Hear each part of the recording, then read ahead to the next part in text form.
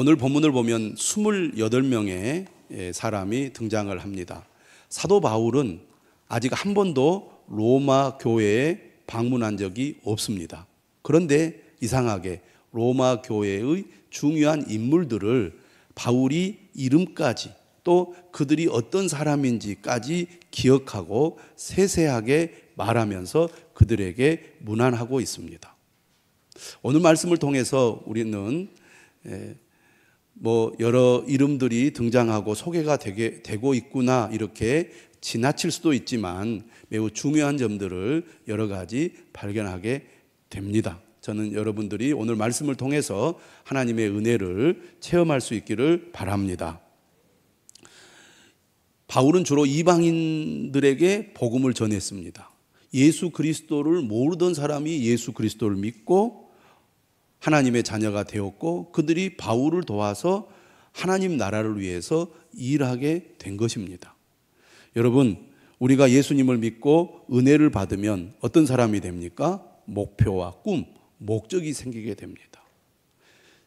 그전에는 나를 위해서만 살았다고 한다면 예수님을 믿고 은혜를 받으면 하나님 나라와 복음을 위해서 살겠다는 꿈이 생기고 목표가 생기는 것이죠. 이렇게 사도 바울에게는 사도 바울과 함께 동역했던 수많은 사람들이 있는 것을 보게 됩니다. 바울은 복음을 전할 때 무엇을 중요하게 여겼느냐? 교회를 중요하게 여겼습니다. 교회를 통해서 복음이 전해지고 교회를 통해서 믿음이 세워지고 교회를 통해서 성도들의 믿음이 보존될 뿐만 아니라 지속될 수 있기 때문입니다. 나와 하나님과 1:1 관계에서 내가 예수님 믿고 구원받아서 나 혼자 기도하고 나 혼자 예배하고 나 혼자 믿음의 삶을 살아갈 수 있을 것 같은 생각을 우리가 할 수 있을지 몰라도 실제로는 결코 그렇게 되지 않습니다. 교회가 없으면 복음도 믿음도 또 믿음의 삶도 존재하기가 어렵다는 것입니다. 그래서 사도 바울은 새로운 지역에 방문할 때마다 복음을 전하면서 가장 중요하게 여긴 것이 교회를 세우는 것이었습니다. 그리고 일꾼들을 세우고 성도들을 양육하는 일들을 해왔죠. 교회를 통해서 하나님의 말씀이 증거되기 때문입니다. 그러므로 오늘 우리도 신앙생활을 잘 하려면 무엇보다도 교회를 소중하게 여겨야 합니다.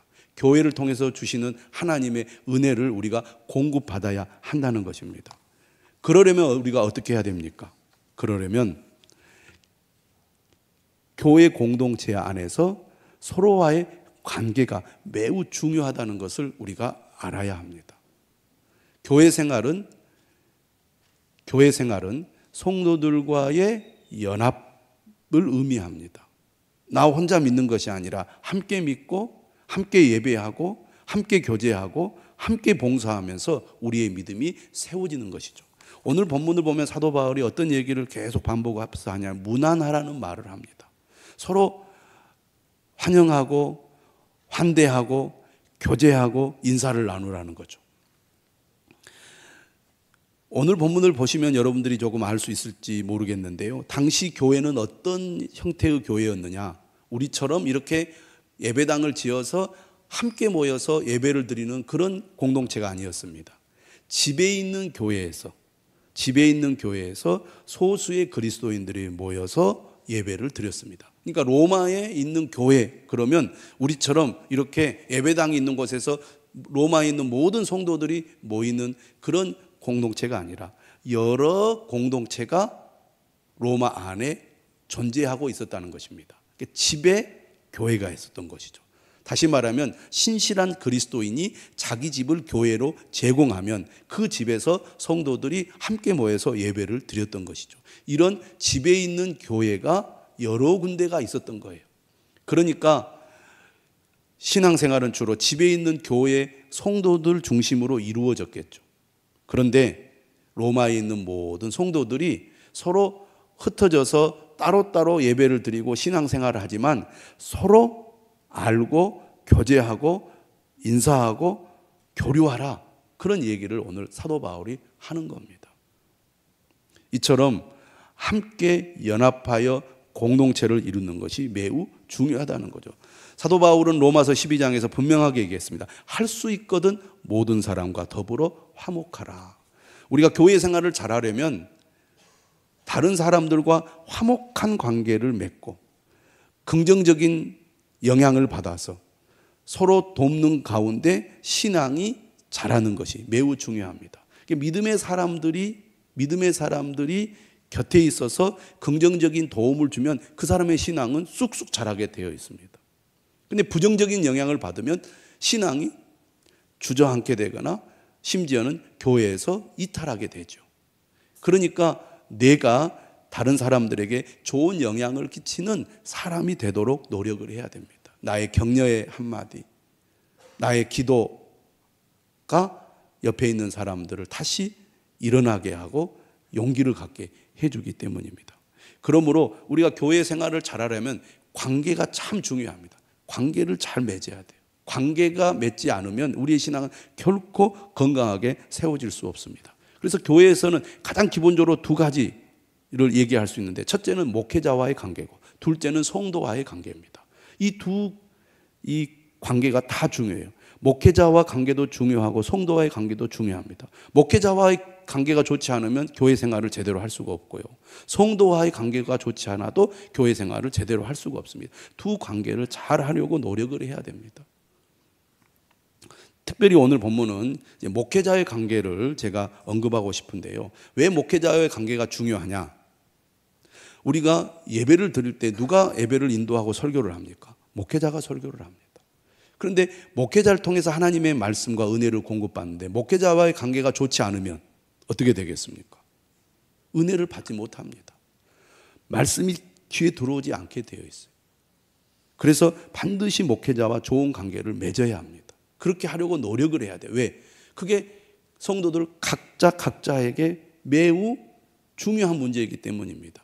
내가 은혜를 받느냐 못 받느냐, 내 믿음이 건강하게 세워지느냐 안 세워지느냐가 목회자의 관계에 달려있기 때문입니다. 목회자와의 관계가 안 좋은 이유가 어디에 있겠습니까? 인간인지라 실망스러운 모습을 볼 수 있기 때문입니다. 그렇지 않겠어요? 사람은 다 부족하고 또 한계를 가지고 있기 때문에 가깝게 지내다 보면 좋지 않은 모습들을 보게 됩니다. 그러면 실망하게 되죠. 그래서 우리가 신앙생활할 때 다른 교인과의 관계도 마찬가지입니다. 겸손한 마음으로 나보다 남을 낮게 여기고 내가 섬기는 자세로 그를 위하고 그를 위해 기도하면 우리가 좋은 관계를 맺을 수 있습니다. 목회자와의 관계도 마찬가지죠. 특별히 어렸을 때 상처를 받은 분들이 있습니다. 예를 들어 부모와의 관계, 또 뭐 형제와의 관계, 그리고 뭐 동료나 친구와의 관계에서 상처를 받으면 그것이 내 마음속에 남아서 비슷한 사람을 보면 괜히 기분이 나쁘고 그 사람이 싫어지는 경우가 있습니다. 교회에 와서 목사님을 보았더니 내가 어렸을 때 상처받았, 나에게 상처를 줬다. 그 사람하고 말투도 비슷하고 목소리도 비슷하고 외모도 비슷하면 괜히 준 것 없이 미운 마음이 들 수가 있습니다. 그러면 결국 내가 손해다 그 말이죠. 어렸을 때 권위의 상처를 받으면 권위에 대해서 부정적인 감정을 가질 수가 있습니다. 근데 우리가 은혜를 받으려면 권위에 대한 존중과 또 존경과 순종의 마음이 있어야 되거든요. 로마서 13장 1절에서 뭐라고 말합니까? 각 사람은 위에 있는 권세들에게 복종하라 그랬거든요. 좋은 관계를 맺을 때 우리가 좋은 영향을 받게 되고 특별히 하나님의 은혜를 공급받게 됩니다. 저는 여러분들이 그런 의미에서 목회자와 좋은 관계를 맺게 되기를 바랍니다. 할렐루야. 사도 바울은 어떤 사람이었습니까? 사도 바울은 열정의 사람이었습니다. 그 열정이 어디에서 나왔습니까? 하나님의 은혜에서 나왔죠. 하나님의 은혜를 깨달은 바울은 평생 그 은혜에 사로잡혀서 복음을 전하는 삶을 살았습니다. 여러분 살아가면서 사람이 열정이 사그라들지 않는다. 그것처럼 매력적인 삶이 어디 있겠습니까? 하나님의 은혜를 아는 사람은요, 믿음의 소중함을 압니다. 구원이 얼마나 소중한 줄 알아요. 하나님의 말씀과 기도가 얼마나 소중한 줄 압니다. 그리고 교회가 소중하다는 것을 알아요. 사도 바울은 이처럼 하나님의 은혜에 깊이 잠겨 있었습니다. 은혜를 모르니까 믿음과 구원이 소중한 줄 몰라요. 말씀과 기도를 멀리합니다. 교회를 멀리한다 그 말이에요. 저는 여러분들이 하나님의 은혜에 사로잡혀 은혜 안에 거하는 삶을 살아갈 수 있기를 바랍니다. 바울의 열정은 어디에서 나왔습니까? 비전에서 나왔죠. 그는 비전을 품고 살았습니다. 로마에 그가 가려고 하는 목적도 스페인에 복음을 전하기 위해서였습니다. 오늘 제가 이 말씀을 드리는 이유는 바울이 열정이 줄어들지 않고 계속 그 열정을 가지고 그에게 맡겨진 사명을 감당할 수 있었던 그 배후에는 그를 도왔던 동역자들이 있었다는 것, 이 말씀을 드리고 싶습니다. 여러분, 아무리 뛰어나도 혼자서 어떤 일을 끝까지 해낼 수가 없습니다. 처음에는 열정을 가지고 할 수 있어도 혼자 하면 오래 가지 못합니다. 끝까지 하기는 더더욱 어렵습니다. 그런데 사도 바울이 끝까지 복음을 전하는 사명을 살아갈 수 있었던 것은 바울에게는 훌륭한 동역자들이 많이 있었기 때문입니다. 우리가 잘 아는 디모데가 대표적인 인물이죠. 이러한 동역자들이 있었기 때문에 바울은 많은 교회를 세웠고 그의 일생 동안 아시아화를 비롯한 유럽에 복음을 전할 수 있었던 것입니다. 기독교가 빠르게 전 세계로 전파될 수 있었던 그 배경에는 사도 바울의 놀라운 전도 사역이 있었기 때문이죠. 그런데 사도 바울 혼자 했느냐? 아닙니다. 사도 바울이 복음을 전하고 교회를 세울 때는 항상 그를 도왔던 동역자들이 있었습니다. 동역자들이 없었다면 바울은 이런 일을 할 수 없었을 것입니다. 오늘 사도 바울은 16장 1절 이하에서 수많은 동역자들을 소개하고 있습니다. 많은 사람들을 바울이 알고 있어요. 한 번도 가보지 않은 로마 교회입니다. 근데 이 많은 사람들, 28명의 사람들을 속속들이 알고 있고 그들에게 안부를 묻고 있고 그들을 격려하고 있습니다. 저는 여러분들이 사도 바울의 동역자들처럼 교회의 동역자, 목회자의 동역자가 될 수 있기를 주님의 이름으로 축원합니다. 그러면 어떻게 사람들이 사도 바울을 도와서 동역자가 되었느냐? 크게 두 가지입니다. 첫째는 바로 기도의 동역자였다는 것입니다. 오늘 본문 15장 30절에서 33절에 보면 사도 바울이 로마 교회 성도들에게 기도를 요청하고 있습니다. 자, 30절 후반부를 보십시오. 너희를 권하노니 너희 기도에 나와 힘을 같이하여 나를 위하여 하나님께 빌어. 바울은 중보 기도의 중요성을 잘 알았습니다. 그래서 자주 교회 성도들에게 나를 위해서 기도해 달라. 우리 전도팀을 위해서 기도해 달라는 부탁을 많이 했습니다. 에베소서 6장 19절에도 이런 말씀이 있습니다. 나를 위하여 구할 것은 내게 말씀을 주사 나로 입을 열어 복음의 비밀을 담대히 알리게 하옵소서 할 것이니. 에베소 교회 성도들에게 바울 자신을 위해서 기도해 달라고 부탁을 합니다. 골로새서 4장 3절에도 말하고 있어요. 우리를 위하여 기도하되 하나님이 전도의 문을 우리에게 열어주사 그리스도의 비밀을 말하게 하시기를 구하라. 데살로니가 전서 5장 25절 형제들아 우리를 위하여 기도하라. 데살로니가 후서 3장 1절 이하에도 끝으로 형제들아 너희는 우리를 위하여 기도하기를. 여러분, 우리가 교회의 동역자 또 담임 목사의 동역자가 되기 위해서 먼저 무엇을 해야 합니까?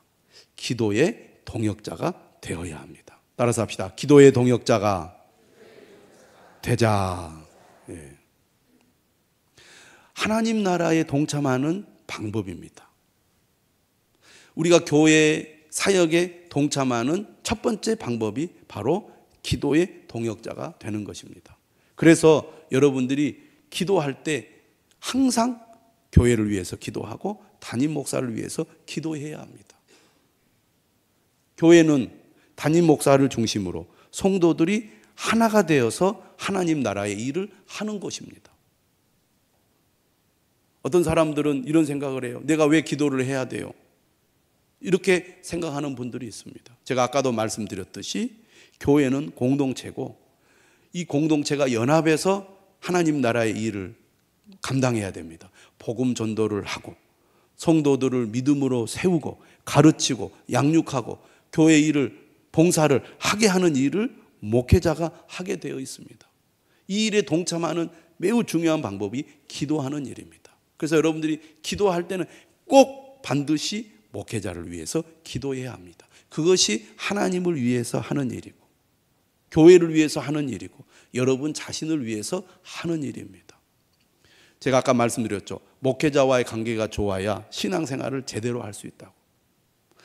교회 생활을 하다 보면 나도 모르는 사이에 목회자와의 관계가 좀 소원해지거나 나빠지는 경우가 있습니다. 이유는 여러 가지 있겠죠. 근데 그것이 결국은 내 영적인 삶을 좀먹게 됩니다. 하나님과 나와의 관계를 멀게 만듭니다. 은혜를 받지 못하게 해요. 사탄이 틈타는 통로가 되는 것입니다. 그래서 관계를 회복해야 되는데 관계를 회복하는 매우 중요한 방법이 기도해 주는 것입니다. 기도하면 어떻게 됩니까? 마음과 생각이 달라지죠. 사도 바울이 뭐라고 했습니까? 원수를 위하여 축복하라고 말합니다. 신약 성경은 오히려 원수를 위해서 기도하라고 말하죠. 사이가 좋지 않으면 기도하라는 것입니다. 기도하다 보면 그를 향한 마음이 바뀌게 된다는 것이죠. 좋은 관계로 바뀌게 돼요. 여러분 가장 가까운 이웃들 또 여러분을 힘들게 하는 사람들도 마찬가지입니다. 여러분들이 계속 기도하다 보면 하나님께서 관계도 개선시켜 주시고 그를 향한 여러분의 마음도 바꾸어 주실 것입니다. 저는 그러므로 여러분들이 기도할 때마다 목회자를 위해서 담임 목사를 위해서 기도할 수 있기를 주님의 이름으로 축원합니다. 꼭 기도해 주시기를 바랍니다. 사도 바울은 오늘 3가지 기도 제목을 부탁하고 있습니다. 바울의 기도 요청은 항상 무엇과 관련된 기도입니까? 복음 전도, 사역을 위한 기도 요청이에요. 하나님 나라를 위한 기도입니다. 결국은 바울이 지금 고린도에서 로마서를 썼습니다. 로마 교회를 방문하겠다는 거예요. 1200km나 되는 그 먼 거리를 방문하겠다는데 바울이 지금 먼저 어디를 들려야 된다고 말하고 있습니까? 예루살렘을 들려야 된다고 말했어요. 예루살렘에 들렸다가 다시 로마 교회로 방문해서 로마 교회에서 다시 스페인으로 가겠다. 거의 5000km에 있는 그 거리에 지금 장소를 왔다 갔다 하겠다는 거예요. 그러니 여러분들의 기도가 꼭 필요합니다. 바울이 무슨 기도를 하느냐? 오늘 본문 31절에 보니까 바울을 박해하는 유대인들로부터 자신을 보호해달라는 기도를 합니다. 두 번째는 예루살렘에 구제 헌금을 전달하는데 혹 과격한 자들이 그 헌금을 받지 않을 수 있다는 예상을 바울은 했습니다. 그들이 기쁜 마음으로 구제 헌금을 받게 해달라고 기도를 요청합니다. 세 번째, 내가 무사히 로마 교회로 다시 갈 수 있도록 예루살렘에서 갈 수 있도록 기도해달라고 요청을 하고 있는 거예요. 바울은 하나님의 뜻을 따라 지금 열심히 전도하고 사역을 하지만 성도들이 기도해 줄 때 그 일을 제대로 감당할 수 있다고 믿었습니다. 그래서 바울은 에베소 교회나 골로새 교회나 또 데살로니가 교회에 자신을 위해서 기도해 달라고 요청을 한 것입니다.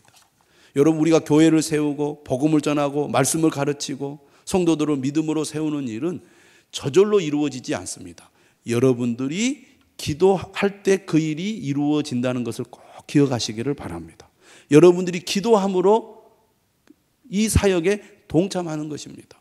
우리가 선교사님들을 위해서 기도하죠. 그들을 위해서 후원합니다. 근데 여러분들이 헌금만 하시면 안 돼요. 꼭 기도를 해 주셔야 됩니다. 기도할 때 사역의 열매가 있기 때문입니다. 저는 여러분들이 기도로 동역할 수 있기를 주님의 이름으로 축원합니다. 두 번째로는 봉사와 사역으로 동역하는 거예요. 결국은 우리가 몸으로 행동으로 움직여야 결국 열매가 있게 되는 것이죠. 바울에게는 헌신적인 동역자들이 있었습니다. 바울을 위해서 힘을 다하여 바울을 섬겼던 동역자들이 있었기 때문에 바울이 사역을 할 수 있었던 것이죠. 오늘 첫 번째 등장하는 인물은 베베라는 여성 지도자입니다. 오늘 16장 1절에 이렇게 되어 있죠. 내가 갱그레아 교회의 일꾼으로 있는 우리 자매 베베를 너희에게 추천하노니. 지금 이 베베라는 여성 지도자, 교회의 일꾼이라고 되어 있는데, 여러분 성경에 보시면 그 일꾼을 집사라고 줄을 달아놨습니다. 디아코노스라는 단어는 여집사라는 의미입니다. 그러니까 매우 비중 있는 여성 지도자예요. 우리 자매라는 것은 모든 공동체가 존경하는 그런 자매라는 의미입니다. 그러니까 이 베베는 상당히 이름 있는 여인인데, 당신은 멀리 떨어져 있으면 얼굴을 직접 볼 수도 없고 전화할 수도 없고 이렇게 누군지 잘 모르잖아요. 그래서 사도 바울이 이 여인을 위해서 추천서를 써주는 거예요. 아마 이 베베라는 여성 지도자가 로마에 방문할 이유가 있었던 것 같습니다. 그리고 분위기나 배경을 볼 때 이 베베라는 여성 지도자에게 로마서 편지를 맡겼던 것 같습니다. 근데 이 베베라는 이 여집사가 어떤 사람이었느냐, 2절 보시면 바울이 이런 부탁을 해요. 여러분들을 찾아가면 여러분들이 정말 지극정성으로 잘 맞이해서 이 베베라는 여성을 잘 도와주십시오라고 부탁을 합니다. 그러면서 이 베베를 어떻게 소개하냐면 끝에 2절 끝에 이렇게 되어 있습니다. 그가 여러 사람과 나의 보호자가 되었습니다. 보호자. 이 말은 후견인이라는 말입니다. 후견인. 당시 이 로마 사회에서 유력한 자들이 도움을 필요로 하는 자들에게 뒤를 봐주는 그런 역할을 이 후견인들이 했습니다. 그런데 이 베베라는 여집사가 여러 성도들, 특히 바울을 위해서 후겨진 역할을 톡톡히 한 거죠. 그러니까 바울이 이 베베라는 여집사의 도움을 많이 받았다는 거예요. 그래서 이 베베라는 여집사를 로마 교회 성도들에게 추천하고 있습니다. 여러분을 방문할 테니 잘 맞이해 달라고. 오늘 본문에 28명이 나오는데 베베를 소개한 다음에 이제 로마 교회에 있는 성도들에게 문안을 해요. 근데 이 문안을 보면은 처음 5사람 중 3명이 여성이라는 것을 알 수가 있습니다. 그러니까 당시 초대교회에서 여성 지도자들이 얼마나 큰 역할을 했는지 알 수 있습니다. 비단 초대교회 때만 그랬을까요? 오늘 우리 교회들도 마찬가지입니다. 여자 성도들, 집사님들, 권사님들, 장로님들의 헌신이 있기 때문에 교회가 든든히 세워지고 있습니다. 베베가 그런 인물이었죠. 오늘 첫 번째로 소개하는 로마 교회의 동역자, 바울이 한 번도 가지 않았지만 이들을 너무나 잘 알고 있습니다. 그러니까 바울은 이미 여러 경로를 통해서 이들과 교제하고 또 이들을 말씀으로 가르치고 또 이들과 함께 생활하면서 깊은 친분을 가졌던 것 같습니다. 근데 그들이 지금 현재는 어디가 있느냐? 로마 교회에 있는 거죠. 그 대표적인 첫 번째 인물로 누구를 소개하고 있냐면 브리스가와 아굴라입니다. 우리가 너무나 잘 아는 바울의 동역자 중 한 사람이죠. 브리스길라라고도 합니다. 근데 이 브리스가가 누구냐? 아내요. 아굴라가 남편입니다. 이 부부가 바울을 위해서 헌신적으로 봉사를 했습니다. 근데 이 사람들이 원래 어떤 사람들이냐? 원래는 로마에 살고 있었어요. 그런데 주 49년에 칙령이 내립니다. 유대인 다 쫓아내라고. 그래서 쫓겨나가지고 고린도에 오게 된 거예요. 거기에서 바울을 만나서 은혜를 받습니다. 그래서 바울을 후원하는 일을 합니다. 에베소에 갈 때도 따라갔어요. 그런데 지금 이 칙령이 해제가 되어가지고 로마에 머물러서 교회를 섬기고 있는 거죠. 그런데 보시면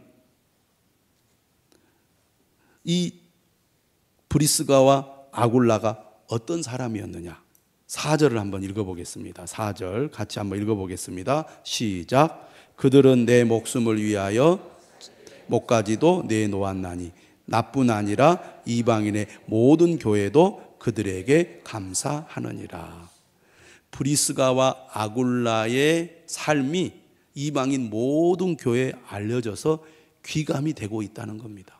야, 참 저 브리스가와 아굴라 같은 사람이 우리 그리스도인들 가운데 있구나. 참 저 사람을 본받자. 저 사람이 있어서 바울이 지금까지 사역을 할 수 있었구나. 이렇게 사람들이 인정했다는 것입니다. 믿음이 좋은 부부들은 이 브리스가와 아굴라 같은 부부가 되겠다고 기도를 많이 합니다. 여러분, 부부가 신앙생활을 하고 있다면 저는 여러분들이 브리스가와 아굴라와 브리스길라와 같은 부부가 될 수 있기를 주님의 이름으로 축원합니다. 아멘 하셨어요? 네.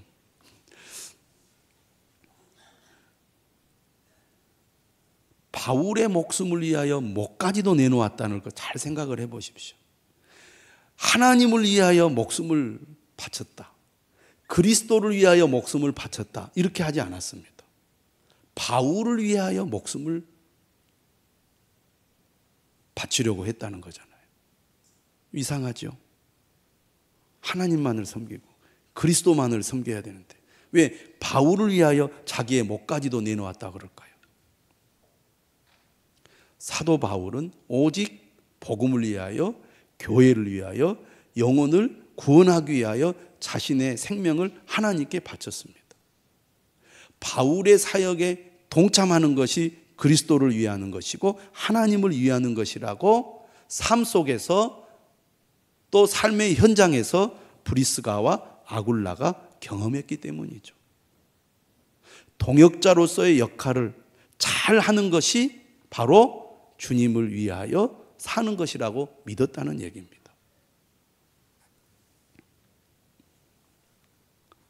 바울은 복음을 전하면서 생명의 위협을 많이 받았습니다.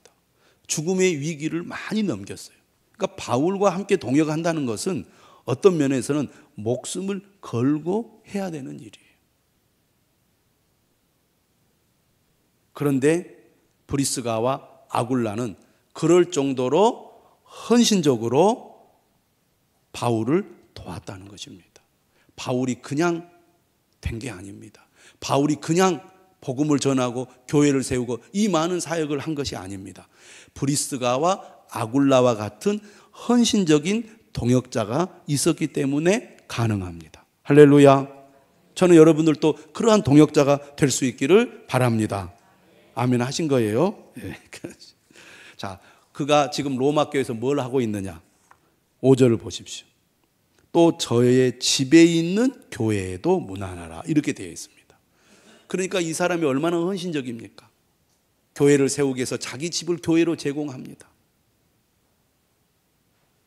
그러니까 그는 가는 곳마다 열매를 맺는 거예요. 그냥 적당히 대충 하는 법이 없습니다. 고린도에서도 그랬고 에베소에서도 그랬습니다. 로마에 가서도 변함이 없었다 그 말이에요.